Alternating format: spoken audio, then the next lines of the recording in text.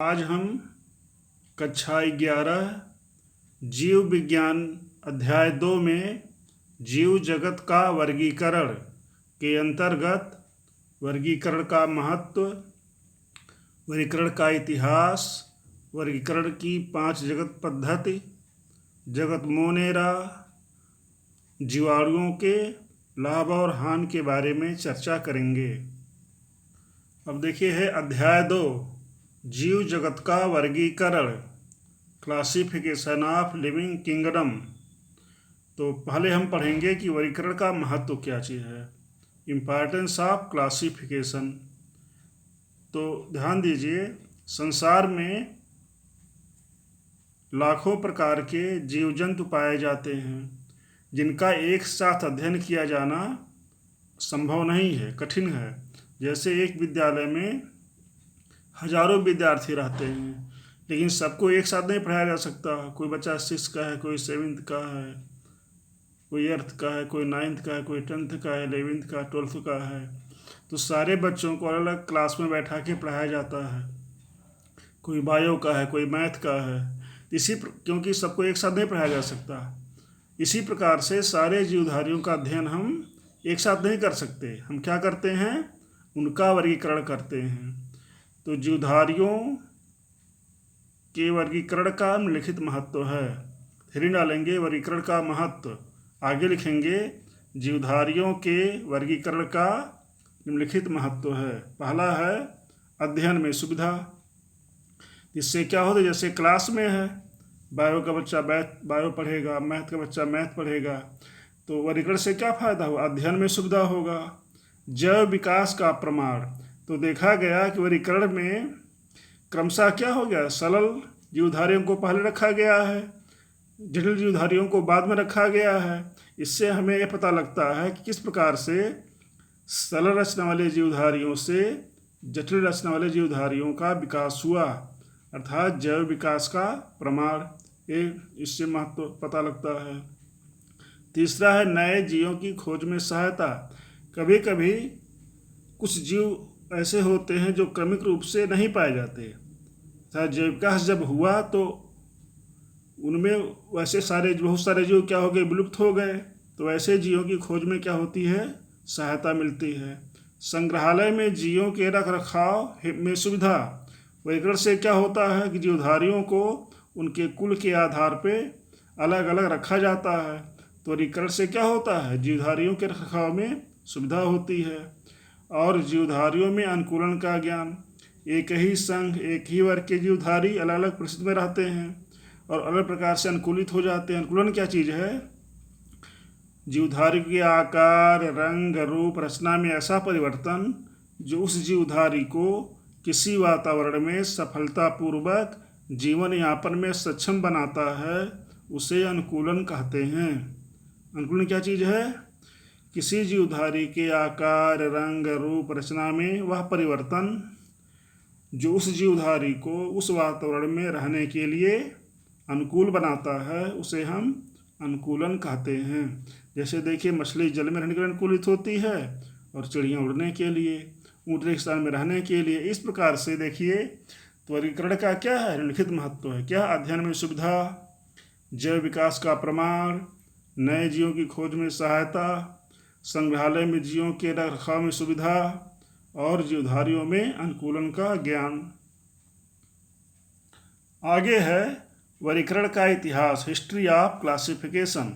तो सबसे पहले अरस्तु जी ने क्या किया था, पौधों को उनके शारीरिक आकारिकी के आधार पर शाक, हर्ब, झाड़ी, श्रब और वृक्ष, ट्री में बांटा। जो 1 मीटर तक थे उन्हें शाक, जो 1 से 3 मीटर थे उन्हें झाड़ी, श्रब, और जो 3 मीटर से बड़े थे उन्हें वृक्ष या ट्री में बांटा। जंतुओं को इसी प्रकार से जिनमें लाल रक्त उपस्थित पाया जाता था उन्हें इनैमा, और जिनमें लाल रक्त नहीं पाया जाता था, लाल रक्त की अनुपस्थिति होती थी, उन्हें अइनैमा में वर्गीकृत किया था। फिर कैरोलस लिनियस ने क्या किया, जीवधारियों के वर्गीकरण की द्विजगत पद्धति, 2 किंगडम सिस्टम विकसित की। एक जंतु जगत, एनिमल किंगडम और एनिमैलिया, इसमें जंतुओं को रखा गया, और दूसरा पादप जगत प्लांट किंगडम और प्लांटेज, इसमें क्या किया गया, पौधों को रखा गया। आगे है जीवधारियों के वर्गीकरण की 5 जगत पद्धति या जीवधारियों के वर्गीकरण की 5 जगत प्रणाली, 5 kingdom system of organism classification. तो सन 1969 में R.H. व्हिटेकर नामक वैज्ञानिक ने, कौन, R.H. व्हिटेकर नामक वैज्ञानिक ने जीवधारियों के वर्गीकरण की 5 जगत प्रणाली विकसित की। अब जीवधारियों के वर्गीकरण की जो 5 जगत प्रणाली है किस आधार पे है, इसका मुख्य आधार क्या है, कोशिका संरचना, शारीरिक संरचना, पोषण, प्रजनन एवं विकासीय संबंध। अर्थात व्हिटेकर के 5 जगत प्रणाली के वर्गीकरण का जो आधार क्या था, जीवधारियों के कोशिका की संरचना, शारीरिक संरचना, उनमें पोषण, प्रजनन एवं विकासीय संबंध था। अब देखिए ऐसे चार्ट बना लेंगे, लिखेंगे जीवधारी ऑर्गेनिज्म, ये जगत 5 जगत है इसमें। जैसे पहला है मोनेरा, दूसरा प्रोटिस्टा, तीसरा फंजाई, चौथा प्लांटी, पांचवा एनिमैलिया। मोनेरा में प्रोकैरियोटिक एक कोशिकीय जीवधारियों को रखा गया है, जैसे जीवाणु, नीले हरे शैवाल, इन सबको। प्रोटिस्टा में एक कोशिकीय यूकैरियोटिक जीवधारियों को रखा गया है, जैसे अमीबा, पैरामीशियम, यूग्लिना, ये सब है। कवक माने फफूंदी, फंजाई में कवकों को रखा गया है, जैसे आपने देखा कुकुरमुत्ता, राइजोपस, म्यूकर, ये सब। पादप में प्लांटी में हरे बड़े पेड़ पौधों को रखा गया है, और एनिमैलिया अर्थात जंतु जगत में किसको रखा गया है, सभी बड़े जंतुओं को रखा गया है। अब पहला इसमें जगत है मोनेरा, 3 डालेंगे जगत मोनेरा। इसका पहला लक्षण क्या है कि इस जगत के सभी जीवधारी प्रोकैरियोटिक माने क्या होता है, पूर्व केंद्र की, मतलब ऐसे जीवधारी इसमें केंद्रक का विकास नहीं होता, अर्थात इनमें विकसित केंद्रक नहीं पाया जाता। तो जो डीएनए होता है वो कोशिका द्रव्य के संपर्क में पाया जाता है और केंद्रक झिल्ली नहीं पाई जाती। जब कोशिका चैप्टर पढ़ाया जाएगा तो उसमें विस्तार से फिर पढ़ाया जाएगा किसके बारे में, प्रोकैरियोटिक पूर्व केंद्र की कोशिका के बारे में। दूसरा है सूक्ष्मदर्शी एक कोशिकीय होते हैं। तीसरा है झिल्लियों मेम्ब्रेन से घिरे कोशिकांग, जैसे माइटोकॉन्ड्रिया, गाल्जी काय, अंतःप्रद्रवी जालिका, लवक, प्लास्टिड आदि नहीं पाए जाते। इनकी कोशिका में 70S प्रकार का राइबोसोम पाया जाता है। तो राइबोसोम मुख्य 2 प्रकार का होता है, एक 70S और एक 80S। 80S राइबोसोम यूकैरियोटिक कोशिकाओं में पाया जाता है और 70S प्रोकैरियोटिक कोशिकाओं में। ये जो मोनेरा के जीव हैं वो कहाँ पाए जाते हैं, गर्म जल के झरने, मरुस्थल, बर्फ, गहरे समुद्र जैसी प्रतिकूल वातावरण में भी पाए जाते हैं। आगे है जगत मोनेरा का वर्गीकरण। तो मोनेरा को 2 प्रभागों डिवीजन में बांटा गया है। पहला क्या है, आर्की बैक्टीरिया, आद्य जीवाणु, और दूसरा क्या है, यू बैक्टीरिया, वास्तविक जीवाणु। तो यू बैक्टीरिया को फिर 3 उप प्रभाग में सब डिवीजन में बांटा गया है। पहला क्या है, वास्तविक जीवाणु, ट्रू बैक्टीरिया, साइनोबैक्टीरिया या नीले हरे शैवाल, और तीसरा क्या है, माइकोप्लाज्मा। तो माइकोप्लाज्मा, वास्तविक जीवाणु, साइनोबैक्टीरिया, नीले हरे शैवाल और माइकोप्लाज्म। अब फिर डालेंगे हम आद्य जीवाणु, यहाँ आर्की बैक्टीरिया, इसे क्या कहते हैं हम, आद्य जीवाणु। तो आर्की बैक्टीरिया क्या चीज़ है कि ये वास्तव में पृथ्वी पर पाए जाने वाले सबसे प्राचीन जीवधारी हैं। कौन, आद्य जीवाणु आर्की बैक्टीरिया क्या हैं, ये पृथ्वी पर पाए जाने वाले सबसे प्राचीन जीवधारी हैं। ये बैक्टीरिया अत्यंत क्या होते हैं, कठिन वास स्थानों पर पाए जाते हैं, जैसे गर्म जल के झरने में या ज़्यादा गर्म वाले स्थानों पर, जहाँ लवण की मात्रा ज़्यादा होती है वहाँ पर। इनकी कोशिका भित्ति प्रोटीन एवं नॉन सेलुलोसिक पॉलीसैकेराइड की बनी होती है, जो क्या करती है, प्रतिकूल वातावरण से इस जीवधारी की रक्षा करती है। इन्हें फिर 3 समूहों में बांटा गया है। किसको? आद्य जीवाणु, आर्कियोबैक्टीरिया को। पहला उसमें है मेथनोजन। तो जो मेथनोजन है ये कहाँ पाए जाते हैं? ये दलदल वाले क्षेत्रों से, कच्छ प्रदेश में। रूमिनेंट पशु माने होता है जो पागुर करने वाले पशु, जैसे आपने देखा होगा गाय भैंस, ये सब क्या हैं? पागुर करने वाले जानवर हैं, कि आंत में पाए जाते हैं। और गोबर से मीथेन गैस CH4 का उत्पादन करते हैं। जैसे क्या है? मेथनोस्पाइरिलम, मेथनोकोकस। आपने गोबर गैस प्लांट के बारे में सुना होगा। तो ये बैक्टीरिया क्या करते हैं? गोबर गैस प्लांट में उसी गोबर से क्या बनाते हैं? Methane gas. ये गोबर गैस प्लांट में जो गैस निकलती है उसमें सबसे अधिक मात्रा किसकी होती है? मीथेन गैस की। ठीक ना? ये पूछा जाता है कि गोबर गैस प्लांट से निकलने वाले गैस में किस गैस की मात्रा अधिक होती है? तो क्या उत्तर है इसका? कि गोबर गैस प्लांट से निकलने वाले गैस में मीथेन गैस CH4 की मात्रा सबसे अधिक होती है। अगला है हैलोफिल। हैलोफिल मतलब हुआ कि ऐसे जीवाणु जो लवणीय माने साल्ट, यह लवणीय क्षेत्रों में पाए जाते हैं। अब साल्ट की मात्रा क्या होती है?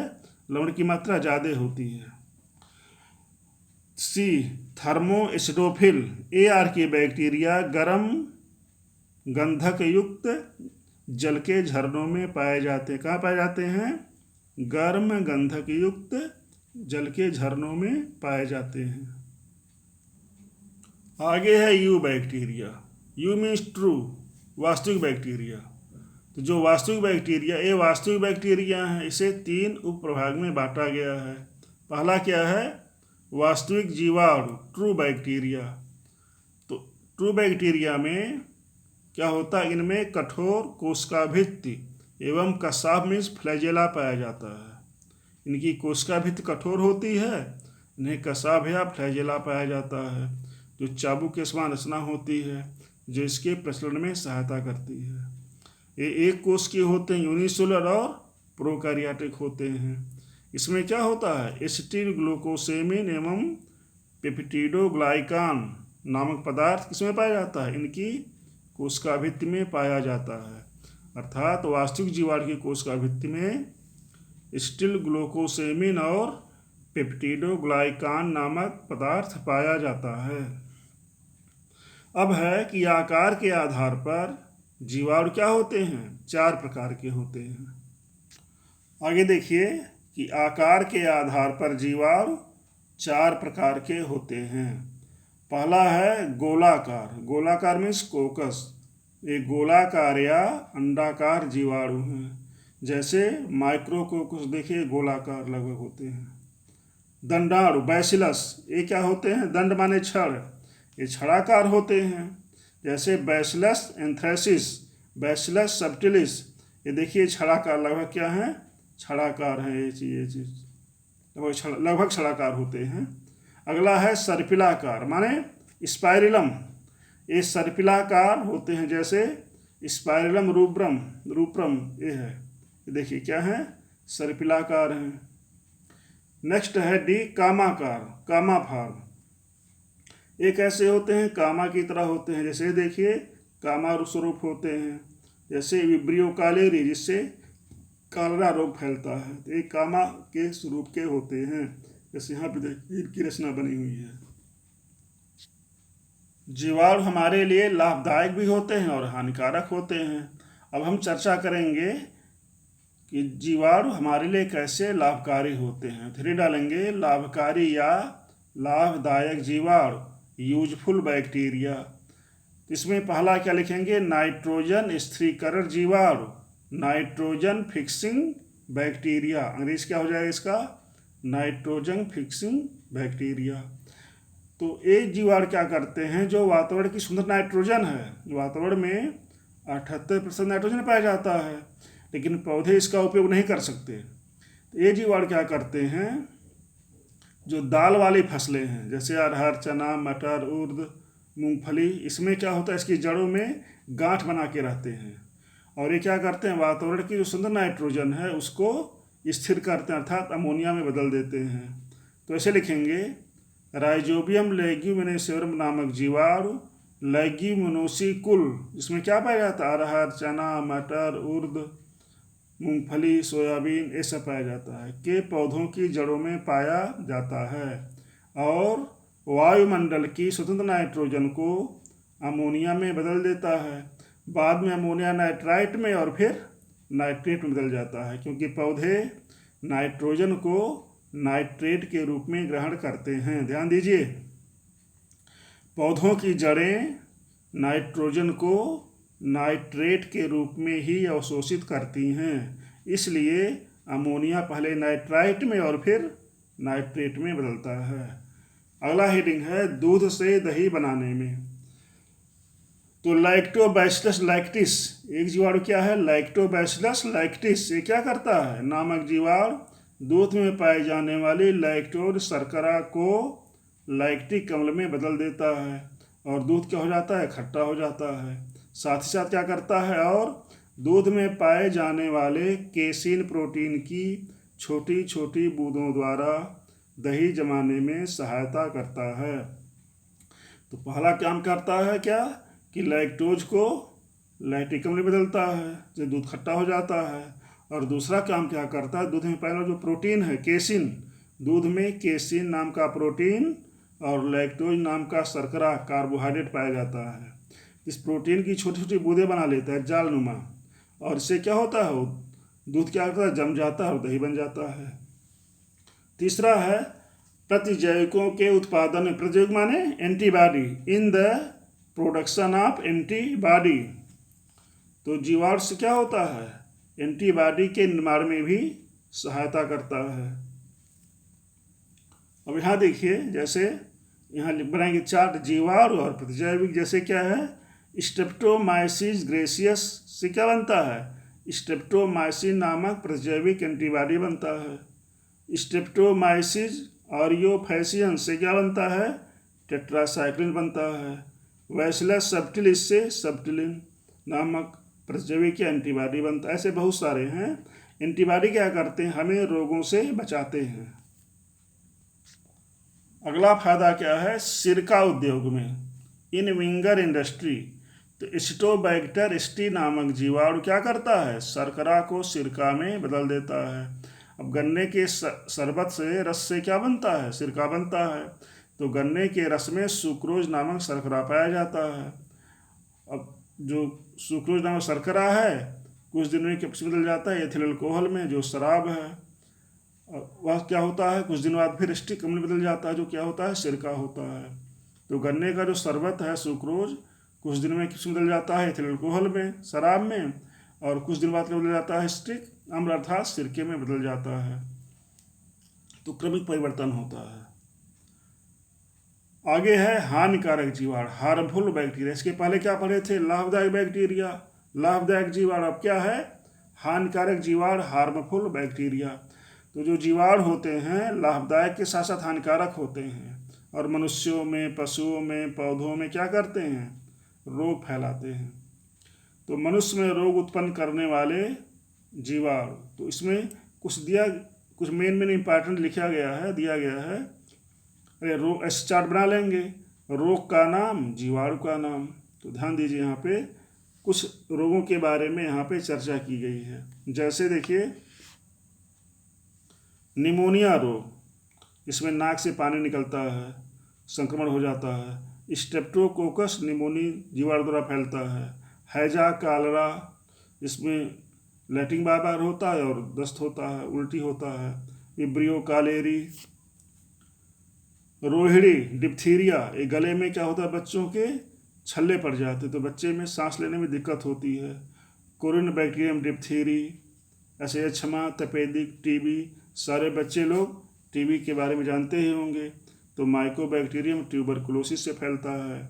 ऐसे टाइफाइड, इसमें हल्का पेट में दर्द, बुखार होता है, किससे फैलता है, साल्मोनेला टाइफी नामक जीवाणु द्वारा। ऐसे और भी बहुत सारे रोग हैं।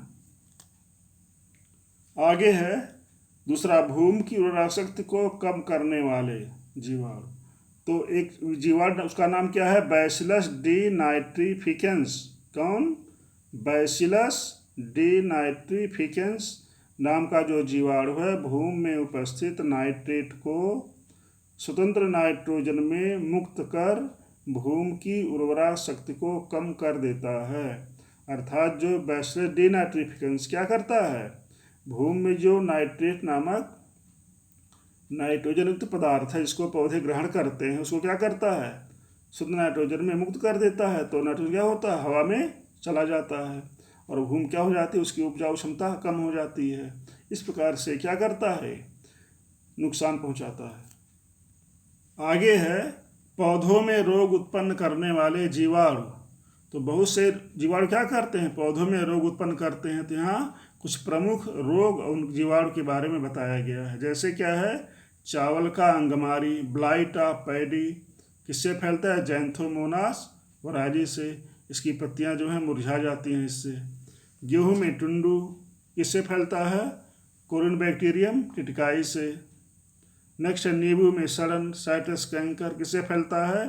फाइटोमोनास साइट्री से। आगे है साइनोबैक्टीरिया। तभी पढ़ा रहे थे कि बैक्टीरिया 3 प्रकार, वास्तविक बैक्टीरिया, साइनोबैक्टीरिया और माइकोप्लाज्मा। तो साइनोबैक्टीरिया, इन्हें नीले हरे शैवाल या ब्लू ग्रीन एल्गी भी कहते हैं। किसको? साइनोबैक्टीरिया को हम नीले हरे शैवाल, ब्लू ग्रीन एल्गी भी कहते हैं। ये भी प्रोकैरियोटिक होते हैं। ये प्रकाश संश्लेषी स्वपोषी होते हैं और उनके तंतु मीन्स फिलामेंट में क्या पाया जाता है? हेटेरोसिस्ट नामक विशिष्ट कोशिकाएं पाई जाती हैं। क्या? हेटेरोसिस्ट नामक विशिष्ट कोशिकाएं पाई जाती हैं जो क्या करती हैं? पर्यावरण के स्वतंत्र नाइट्रोजन को, जो क्या करती हैं? पर्यावरण के स्वतंत्र नाइट्रोजन का स्थिरीकरण करती हैं। इसका उदाहरण क्या है? नास्टाक, एनाबीना आदि। आसिल्टोरिया, नास्टाक, एनाबीना, ये बहुत महत्वपूर्ण है। ये क्या करते हैं? वातावरण की शुद्ध नाइट्रोजन को नाइट्रेट में बदल देते हैं। तो इससे क्या है कि धान में या जो जलीय फसलें होती हैं उसके लिए लाभदायक होते हैं। आगे है माइकोप्लाज्मा। तो यहाँ पर देखिए बैक्टीरिया, मोनेरा में आर्की बैक्टीरिया और यू बैक्टीरिया। यू बैक्टीरिया में 3 था उपप्रभाग, वास्तविक जीवाणु, साइनोबैक्टीरिया और माइकोप्लाज्मा। तो अब हम माइकोप्लाज्मा के बारे में पढ़ेंगे।